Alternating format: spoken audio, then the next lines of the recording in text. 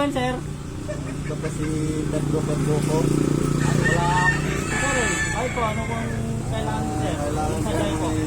katulong ako sa kanya eh. May kumutang sa akin eh.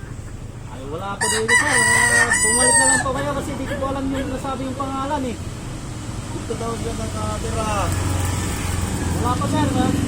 Bukas na, sir. Babalik ko kasi pupunta yung boss dito. Alam nila yung nasabi yung pangalan niya kasi di ko po alam yun. Bago lang kasi ako dito, sir eh. Bumalik na rin sa ano, sir, sa susunod na ano, sir. Kasi di ko po alam yun. Yeah, balik na lang po kayo. Kasi walang tao dito, sir, kasi ako lang nakatira dito, sir eh. Kasi nagbabantay dito, bakantong bote lang po, sir. Sige lang po.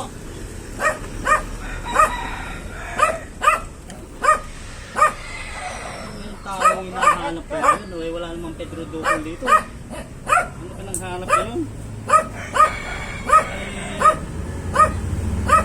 Bago lang siya ako dito, kaya hindi ko alam yung sinasabi niya eh. Kaya hindi ko pinapasok. Kaya mahirap kasi pagpapasukin natin dito, guys, kasi kaya magalimas-limas yung mga gamit ko dito sa loob.